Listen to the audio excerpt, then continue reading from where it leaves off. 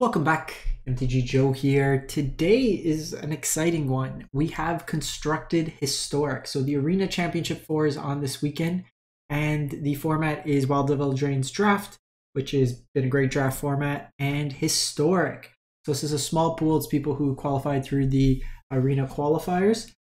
So the Mythic Invitational qualifiers, getting through to day 2, and they're playing with that. And it's Historic. We haven't had a Historic, like, high-stakes tournament in a while. This should give us a good idea in terms of what folks are bringing into the event. So we're going to look at deck lists themselves and kind of look at the meta, and then I'll link everything so you can get that. So looking at the distribution, Frank Karsten did a really nice job on the Wizards homepage. In total, I think there's 32 participants. Mono Green Devotion, Dimir Control, both the two most popular at 6 apiece, 18% of the field. Now, these Dimir control lists notably are Lurrus Companion, all of them. So no One Ring, no Shieldred in them. We have the Mono Green Devotion list, which has been very powerful. I have it featured on the channel. A lot of folks have been able to get very high in terms of Mythic, including #1 Mythic with this. Dimir Control, this is pretty much modeled off Missman's list. I think he was testing with some folks, and he speaks very highly of it, has very high win rate. Golgari Yawgmoth, combo deck, very powerful, a little bit difficult to navigate. We'll look at how those builds have come to fruition, if they're on Agatha's Cauldron or not. Is it Wizards? This is going to be a more linear aggressive deck, and I'm interested to see it when we start looking into the list, how the sideboards themselves are configured for the meta. Kethis combo, a lot of them I think will be on Agatha's Cauldron. That seems to be the shift of what they're doing, but another powerful yet somewhat difficult to navigate combo. We see a Rakdos midrange list. We'll check out if Crucius is included. Some folks brought Samwise combo. And we have the Jund midrange deck, Jund Goblins, which is a combo deck with Putrid Goblin. We have one lone Belcher player. They are trying to avoid mono green, try to combo out, and then we have Rakdos Burn. Doing a quick kind of look, we have 6, 11. I'm going to guess these two have Bowmasters. 13, 15, 16, 17. At least 17, more than half the field, is playing Bowmasters, which is kind of wild, all things considered. And we'll see if they have any distribution of cards. They sometimes say, like, just in terms of volume of cards, but we'll jump into the list, see what's happening. So no particular order right now. The format hasn't started yet for Historic. They're still in the draft mode. So we have the Dimir control list, and we'll just pop these out and then take a look if Melee will load.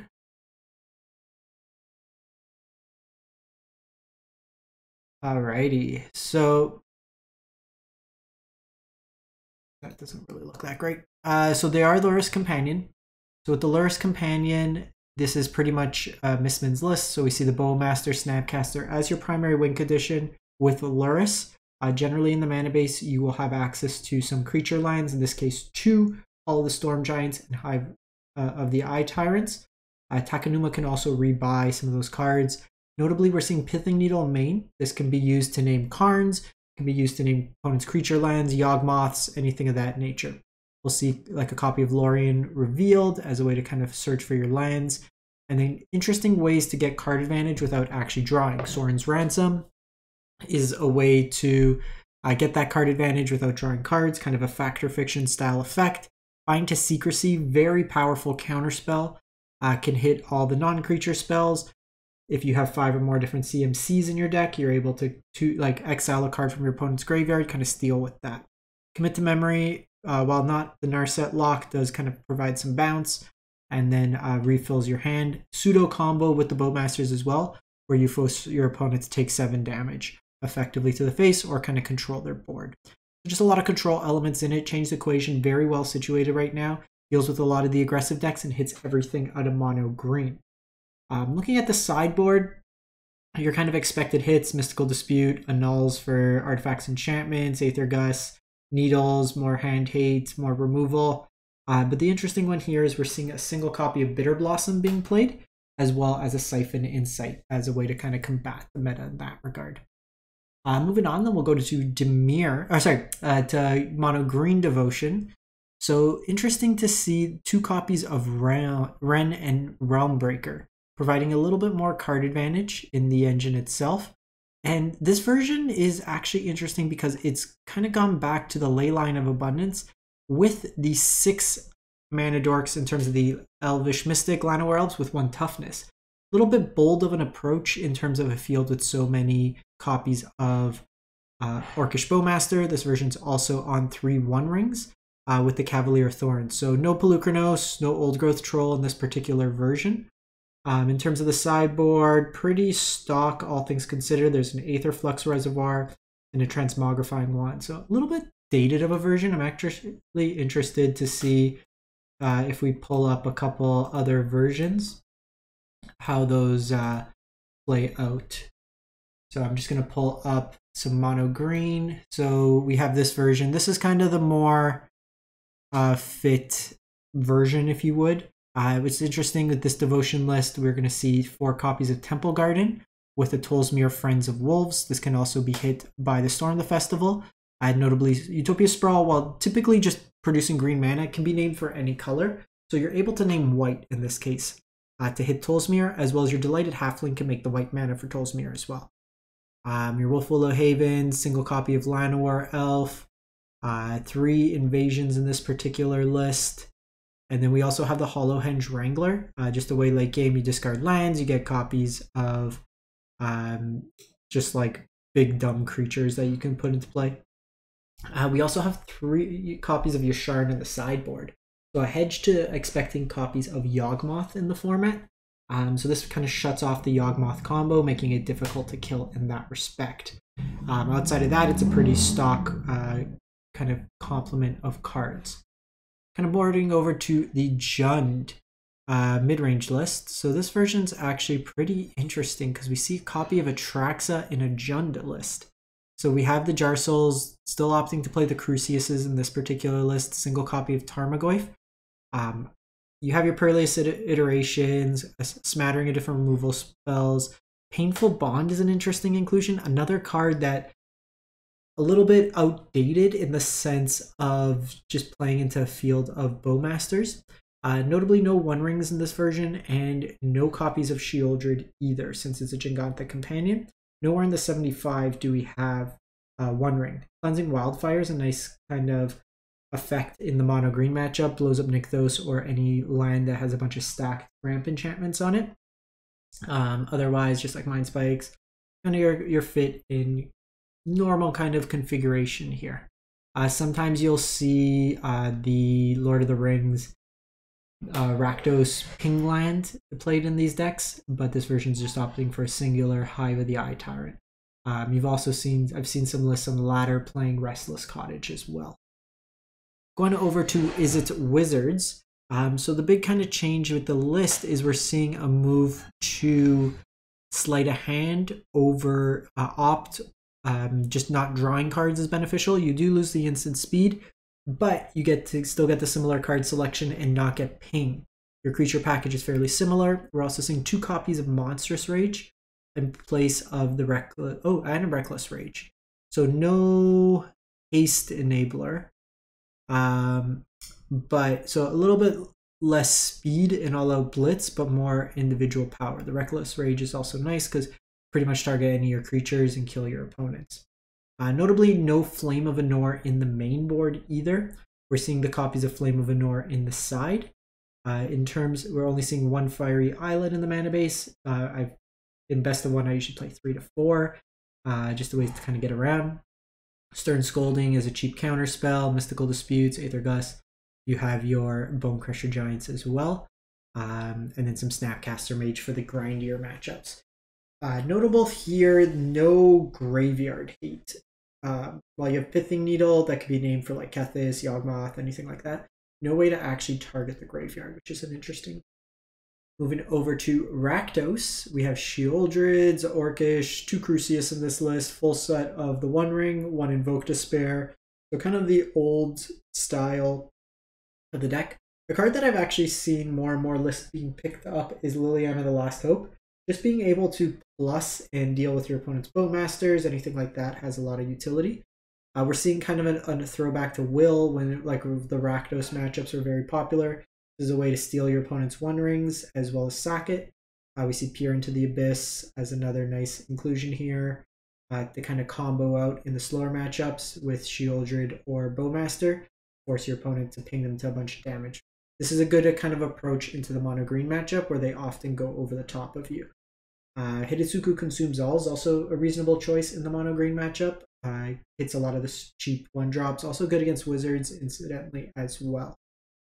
And then we have the Belcher list. So this list here, notably, for those of you who haven't seen Belcher before, kind of the concept is you flip cards from the top of your library until you reveal a land, you deal that much damage. You're not actually playing lands in a traditional sense because what you're playing is a whole bunch of these module dual face cards. And then you go Ironcrag Feed, which generates 7 mana. It lets you cast Belcher and activate it the same turn. You also have Fable the Mirror Breaker, which can help you ramp up into that, help you search for the combo. Indomitable Creativity, because you have no creatures or artifacts in the deck, will always find you a copy of Belcher as well. And then you have things like Pact of Negation for protection, March of Reckless Joy to help you find the combo pieces, Opus Makes Treasure. Notably, yeah, so Strike at Riches in this version. Going for the Strangles, but no Brotherhood's End, which is sometimes gets played in these versions. Leyline of the Voids for Graveyard Hate, Brotherhood's End on the side, your Chandra's Hope's Beacon, Postboard just as an alternative win condition, Flame of Anor, stuff of that nature. I'm kind of bouncing around. Let's get a copy of Kethis up on the board. I'm actually interested to see another copy of Wizards. We have the Rakdos Burn list as well. We're kind of going and seeing what is up. I want to see the Jund Goblins deck as well. We didn't see Yogg either. Oh, so many fun decks. So Kethis combo is on Agatha's Soul Cauldron, which is interesting. We're also seeing an Urtai in here. So kind of the core of the deck is you're going to self-mill yourself. The Lighted Halfling's a big inclusion in the deck. This deck is a little bit weak to Karn, just shutting off some of the combo elements. But you do have access to things like Otawara that can bounce. Very powerful deck, very difficult to play effectively. This is definitely something you want to get your reps in. But the nice thing is with Soul Cauldron, because you're already self-milling yourself in a lot of cases, you can stack on Kethis' ability to any other creature. Same with like Emery's or Kinnins or Rona. All those kind of effects all get amplified in that respect. Sideboard like Lavinia is good in the mirror. Lawrence to blow up some hate pieces. Lots of ways to kind of incidentally blow up Graveyard Hate. Checking another. So we do see Reckless Charge in some of these lists. The Flame of Anor full package here as well. So in this version, they are on Sleight of Hand, but they're not on Monstrous Rage, and they are playing one more land in this particular version with the 3 Fiery Islets. Still the Snapcasters on the side, Needles, Hearses, another Reckless Rage coming out of the side in this version. Just some cheap counters. I do like the version here having Stern Scolding. I think that's a powerful kind of cheap counter spell that can deal with a lot of creatures in the format. Kind of moving over to the combo. So this is Oops All Combos. So let's go combo by combo. So Court of Calling Collected Company finds you your combos. Looking at our combos, we have the obvious Samwise Gamgee, Cauldron Familiar, Woe Strider, Infinite Drain Damage. We have Chatterfang Squirrel General that can then make you a bunch of squirrel tokens and kind of go wide whenever you make other tokens. We have Peregrine Took, so if one or more tokens would be created at your control, those tokens plus 1 additional food are created instead. I think this thing goes infinite with Chatterfang because this would then make another token, and then this makes another token. There's also the Experimental Confectioner, where this lets you sacrifice a food to create a rat, and then when you create a rat, this creates a food, and then you just kind of loop in like that. So you kind of have that other additional combo there, and then when it enters the battlefield, and then with the Peregrine Took, you could sack 3 foods to draw a card.